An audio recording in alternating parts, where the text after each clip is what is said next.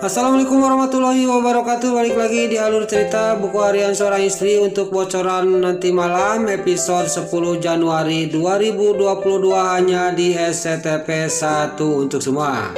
Di episode selanjutnya terlihat Mbak Lia yang diserempet oleh mobilnya si Alia, si Ratel sama si Nurul Tunjung, si Priska.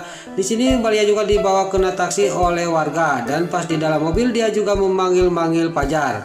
Lalu warga ini juga dia ngomong sama temannya, mungkin itu yang dipanggil sama dia itu mungkin suaminya, kata warga yang telah menolong Mbak Lia. Singkat cerita, Mbak Lia juga sampailah ke rumah sakit dan langsung ditangani oleh suster, dan suster juga menanyakan kepada warga yang telah menolong Mbak Lia, siapa di sini yang keluarganya pasien ini, kata suster kepada warga itu. Lalu di sini terlihat Mbak Lia juga masih keadaan belum sadar, dia juga langsung dibawa ke ruang rawat. Singkat cerita di sini keesok harinya Mbak Lia juga langsung sadar dan dia juga nanya kepada dokter, saya ini di mana, kata Mbak Lia kepada dokter. Dokter juga dia menceritakan semuanya kepada Mbak Lia bahwa Mbak Lia kena serempet, yaitu tabrak lari oleh mobil. Di sini juga Mbak Lia juga akan dirawat di rumah sakit, tapi Mbak Lia di sini dia mau pulang dari rumah sakit. Singkat cerita Mbak Lia juga keluar dari rumah sakit sambil dia kokoloyongan masih pening, dan dia juga langsung menyetop taksi. Dia juga langsung naik taksi, dia mau buru-buru ke kantor Cahaya Nana. Pas di sini dia juga naik taksi, dia kecegat macet dan dia juga langsung turun dan naik ojek. Naik ojek juga dia masih macet, dia juga langsung nekat dia jalan kaki untuk menuju ke kantor Cahaya Nanda. Terlihat Mbak Lia juga sambil dia masih terasa pusing kepalanya, dia berjalan di tengah jalan raya. Di sini juga dia langsung jatuh karena belum sehat benar. Dia juga langsung bangun lagi untuk berusaha sampai ke kantor Cahaya Nanda. Di sini terlihat Mbak Lia juga masih terasa pening kepalanya. Lalu di sisi lain terlihat Nana yang dikejar-kejar oleh dua preman yang akan mengambil tas yang berisi cincinnya Mbak Lia. Nana juga berusaha mempertahankan tas itu dan Nana juga berteriak-teriak ke warga yang ada di tempat itu, dan di sini warga itu juga menolong Nana, dan singkat cerita preman itu juga pergi dari hadapannya Nana. Nana juga di sini dia selamat dari gangguan preman itu, dan dia tidak mau naik mobil taksi, dia juga menyetop ojek untuk pergi ke kantor Cahaya Nanda. Singkat cerita di sini Nana juga sudah naik naik ojek itu, dia juga sampailah ke depan kantor Cahaya Nanda. Di sini pas dia turun dari ojek, dia lagi jalan kaki, tiba-tiba kakinya Pak Kojot dia mau jatuh di depan mobilnya Pak Pajar. Pak Pajar juga untung dengan sigap dia menangkap Nana.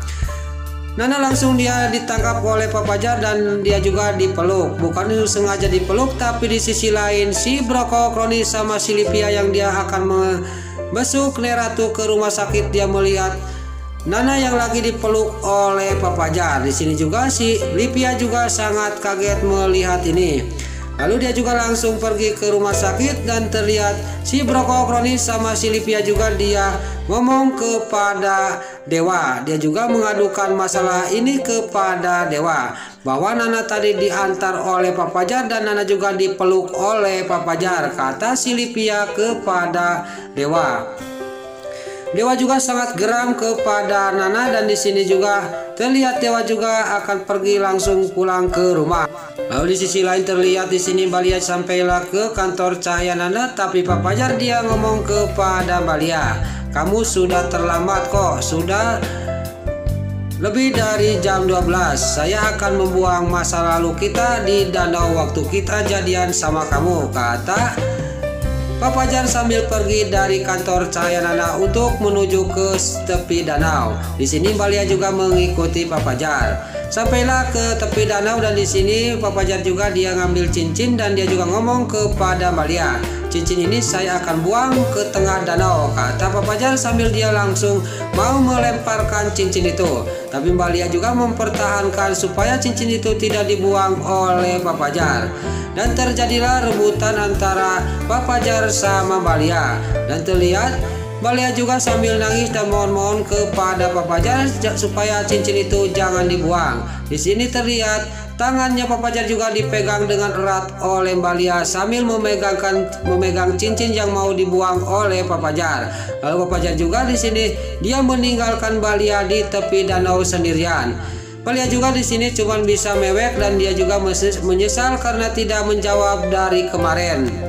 Lalu terlihat di rumah sakit si Brokokroni juga dia ngompor-ngompori terus Dewa, dan Dewa juga tidak tahan amarahnya, dia juga langsung mau menghajar si Brokokroni. Tiba-tiba datanglah si Lipia. Lalu Dewa juga meninggalkan si Brokokroni sama si Lipia, dia pulang ke rumah.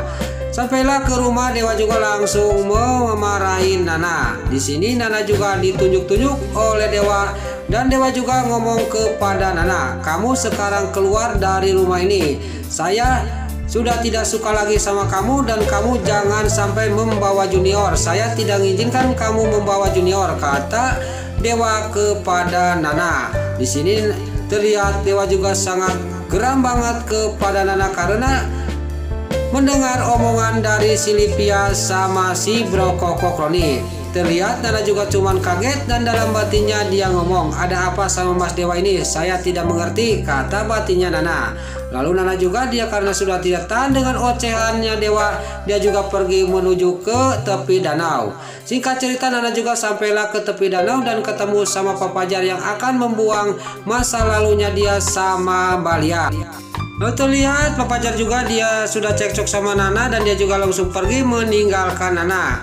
Nana tidak sadar dia pas lagi sendirian, di belakang ada si Nurus Tunjung si Priska yang akan membokong dia dari belakang. Lalu si Priska juga dia memukul Nana dari belakang oleh balok kayu. Terlihat Nana juga langsung jatuh pingsan karena dipukul oleh si Nurus Tunjung si Priska. Terlihat si Priska juga dia sudah memukul Nana dan Nana juga sudah tidak sadarkan diri, dia juga langsung pergi meninggalkan Nana di tepi danau itu. Terlihat Nana juga masih belum sadar. Tapi alhamdulillah Nana juga bisa diselamatkan oleh Papajar karena Papajar juga dia pulang lagi ke danau itu karena ingat sama Nana.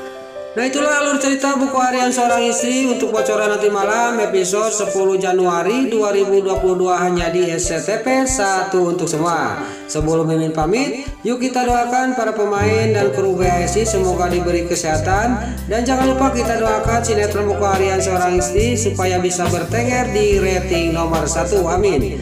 Dan juga sebelum Mimin pamit, bagi dulur-dulur, mama, tante-tante, bunda-bunda dimanapun Anda berada yang baru bergabung dengan channel ini, jangan lupa tekan tombol like, komennya, dan subscribe-nya. Dan jangan lupa nyalakan lonceng notifikasinya juga ya guys. Sebelum Mimin pamit, Mimin mohon maaf kalau ada salah-salah kata dan kata-kata min baelo lobati soedat karena Mimin tos ngabudah.